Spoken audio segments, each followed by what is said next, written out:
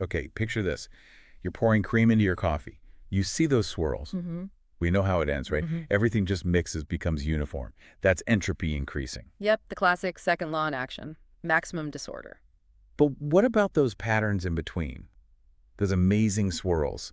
Doesn't it feel like there's a point where it's most complex, most interesting, before it all just fades? That's a really great hook, actually.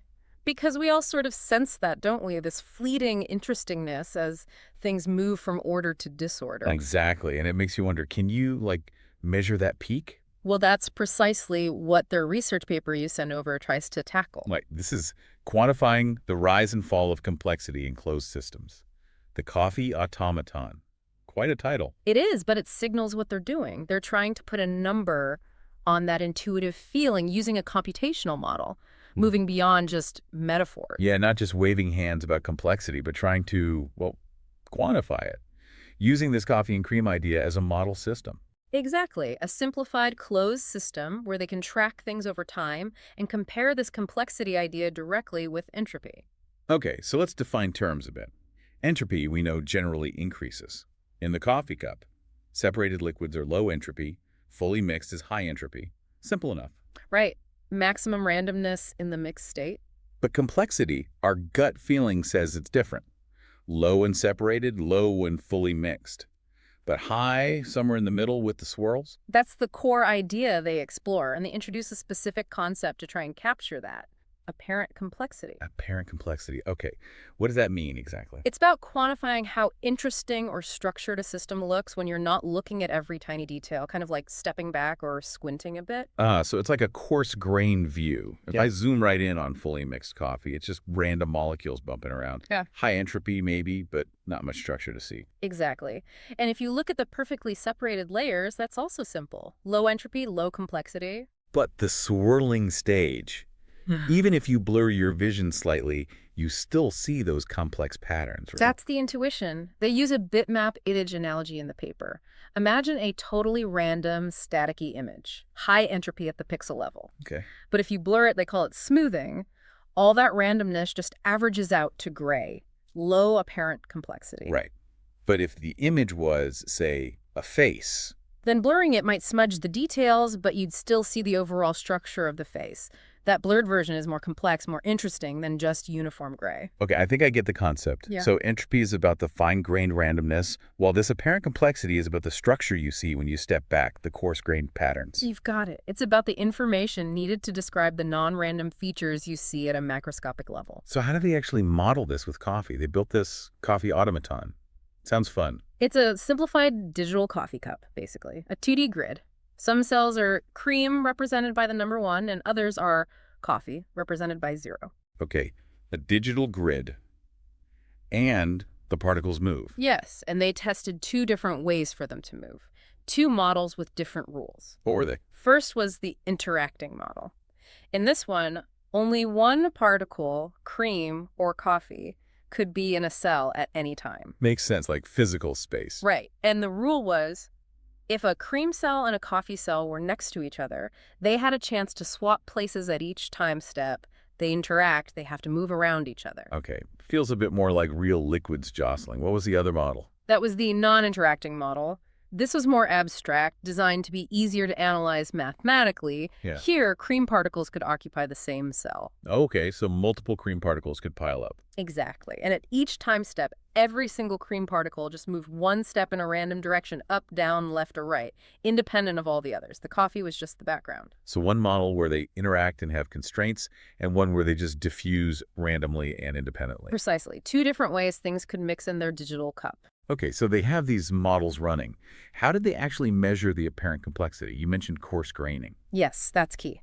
They took their automaton grid, the state at a given time, and overlaid a grid of larger squares, these grains. Right, like looking through a screen door or something. Kind of, and within each larger square, they calculated the average value, basically the proportion of cream in that block. So they get a blurry picture of the coffee cup state. A blurry or coarse-grained picture.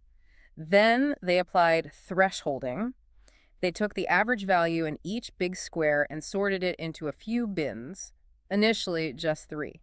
Mostly coffee, mostly cream, or mixed. Simplifying the blurry image even more, down to just a few categories per block. Exactly. So now you have this simplified macroscopic description of the state. And that's what they measure the complexity of. How? Here's the really clever bit, I think. They took this thresholded, coarse-grained representation, and they compressed it using a standard file compression algorithm. Gzip?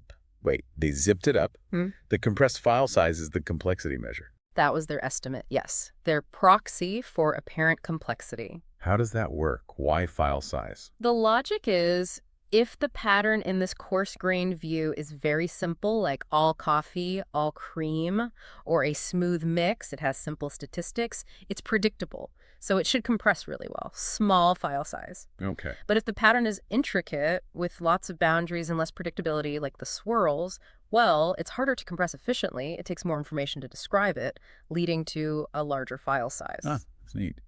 Using compressibility as a measure of interesting patterns. So what did they find when they did this for both the interacting and non-interacting models? Did it show the peak? It did. The initial results, which they show in their figure 2, were pretty compelling. Both models showed complexity, measured this way, starting low, Right. rising to a peak during the mixing process, Yeah. and then falling again as the system approached the uniform mixed state. Just like we intuitively felt. Yeah. And entropy. Entropy, estimated by compressing the original fine-grained state, just increased steadily for both models, as you'd expect from thermodynamics. Wow. So quantitative evidence for complexity rising and falling while entropy just rises. They really separated the two concepts. It seemed that way initially, yes. It was a strong confirmation of the hypothesis. You mentioned something about an entropy spike in the non-interacting model, though. Yes. Because all the non-interacting cream particles could move simultaneously and independently from the very start, the fine-grained randomness shot up very quickly. Hence, a faster initial rise in the entropy estimate compared to the interacting model where movement was constrained. Got it. And they had pictures, too. Figures 3 and 4. They did visualizations, and they backed up the numbers. If you looked at the raw fine-grained states, they just got messier and messier over time, more random looking. Yeah. But if you looked at the coarse-grained representations, you could visually see patterns forming, becoming intricate, and then smoothing out again. It matched the rise and fall shown by the compression measure. That's pretty cool, seeing it matches the numbers. But science being science, they didn't stop there, did they? They worried about thresholding artifacts. What's that about? Right, this is where they showed really good scientific skepticism about their own method. They realized that the way they were dividing the coarse-grained averages into just 3 bins could be problematic. How so? Imagine a smooth gradient of creaminess across the cup, where the average value in a coarse grain is right near the boundary between, say, mostly coffee and mixed. Okay. Tiny random fluctuations in the simulation could cause that grain to flip-flop between the two categories from one time step to the next. Ah, so it looks like there's complex change happening there, flickering between states. When really it's just noise around the arbitrary line they drew between categories. This could artificially inflate the measured complexity, making it seem like there are intricate patterns when it's just an artifact of the thresholding process, especially with smooth gradients. I see. They could definitely mess up the results, couldn't it? So how did they try to fix that potential issue? They refined their measurement method. First, instead of just 3 thresholds, they increased it to 7. More categories to capture finer distinctions in creaminess. Okay, more nuance. Did that help? It was part of the solution. The second part was an adjustment step. They allowed the category assigned to each coarse grain to be potentially shifted by 1 level up or down. If doing so would make the overall coarse grain state compress better. The idea was to smooth out those artificial fluctuations caused by being right on a threshold boundary. So trying to find the simplest description consistent with the data, allowing for small shifts. But checking every possible combination of shifts sounds computationally impossible. Exactly. It would be astronomical. So they used an approximation, something they called the majority algorithm. Okay, what did that do? The basic idea was to look at each row in the coarse-grained grid. If a particular grain's value was close to the majority value for that entire row, they'd adjust it to match the majority. It assumes rows tend to have similar overall states, especially in the non-interacting case. A heuristic, then. A practical way to approximate that smoothing adjustment. Yes, a practical approximation to reduce those potential artifacts. So they reran the simulations using this adjusted method, more thresholds, plus this majority adjustment. What happened then? This feels crucial. It was crucial. The results are in their figure 10. Right. For the interacting model, the one with constraints, Yeah.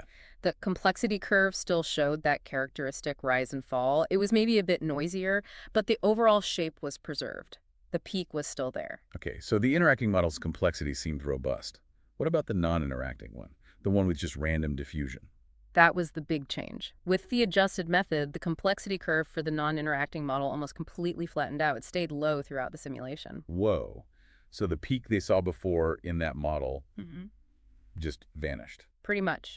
It strongly suggested that the apparent complexity peak they'd initially measured in the non-interacting model was largely an artifact of the simpler thresholding method. So just random particles diffusing isn't enough to create this kind of measurable macroscopic complexity, at least not in this setup. That's the strong implication. The adjusted method, designed to be less sensitive to smooth gradients and noise around thresholds, revealed very little inherent macroscopic structure emerging from simple, independent, random walks. But the interacting model's complexity survived the adjustment. Why the difference? What's special about the interaction? This is where they bring in some theoretical arguments, particularly in Appendix 9, to explain the non-interacting result. They didn't just rely on the simulation fix. Ah, okay. What's the gist of the theory, without getting too deep into the math? Well, for the non-interacting model, especially with periodic boundaries, think of the grid wrapping around like Pac-Man. Good. They argued that due to symmetry, the expected concentration of cream particles should primarily depend only on the vertical position. Cells in the same row should, on average, look similar over time. Right, because there's no horizontal constraint pushing things sideways preferentially. Exactly. And then they used some probability theory, specifically Chernoff bounds, to argue that if your coarse graining squares, grains, are large enough, the actual number of particles in a grain is very likely to be close to the expected number. Meaning the actual state doesn't deviate wildly from the smooth average prediction. Correct. So if the expected state is fairly smooth and mainly varies vertically, and the actual state is likely close to that, then you don't need much information to describe the coarse-grained state. It implies low complexity, theoretically. So the theory backs up the simulation result. The non-interacting model has low, true macroscopic complexity, and the earlier peak was likely measurement error. That seems to be their conclusion. The interaction, the constraint of particles having to jostle for space in the first model seems necessary to create those more robust, complex intermediate patterns that survive the improved measurement technique. It's like the interaction forces the system into more intricate configurations that aren't just smooth averages. Fascinating. Did they talk about limitations or where to go next? Oh yes, definitely. They acknowledge that using compression gives you an upper bound on complexity, related to Quantum-McGraw complexity, but it's not the same as finding the absolute shortest description, which is theoretically tricky. Right, it's an estimate. An estimate, exactly. And they mention other ways people think about complexity, like light tone complexity, which relates to predictability. They suggest exploring these alternative measures. The search for a perfect, universally accepted definition and measure of complexity is, still ongoing. It's a complex problem about complexity. You could say that. Okay, let's try and wrap this up. What's the big takeaway message for you from this deep dive into the Coffee Automaton? For me, the core insight is that complexity, understood as interesting macroscopic structure, really can rise and fall in a closed system, unlike entropy. And crucially, the interactions within the system seem vital for generating that robust, non-artifactual complexity peak. Simple diffusion might not cut it. So that swirling coffee moment, it's not just pretty. It represents a real, measurable peak in the system's non-random structure, a point requiring more information to describe than the start or the end. That's what this model suggests, yes. It provides a quantitative footing for that intuition. And thinking bigger, like they hinted with the universe example. Yeah. Maybe this rise and fall of complexity isn't just for coffee, but a more general feature of how structure emerges and dissipates as systems evolve. It certainly provides a potential lens for viewing that, how systems navigate that path from simple initial states towards eventual randomness, potentially passing through phases of high structural complexity driven by internal interactions. It's about the information content of those emergent patterns. It really does give you a new way to think about everyday processes, doesn't it? From stirring your mug to, well, galaxy formation. These intermediate stages might hold the key interestingness. Absolutely. Which leaves us with a thought, maybe for you, the listener, to ponder. If this simple model, just by adding basic interaction, shows this clear rise and fall of complexity that random diffusion alone didn't, what does that imply for other systems? Where else might interactions be creating surprising levels of intermediate complexity that we overlook? And what does it tell us about how truly complex things like life, perhaps, might emerge and evolve? That's a great question to chew on. It suggests just how important the rules of the game are for generating interesting outcomes. This has been really illuminating, digging into how we can start to quantify something as slippery as complexity. It's a fascinating area, definitely. And if you want to get into the nitty-gritty, see the graphs, and explore the nuances further, definitely check out the original paper, Quantifying the Rise and Fall of Complexity in Closed Systems, the Coffee Automaton. It's worth a read after this discussion.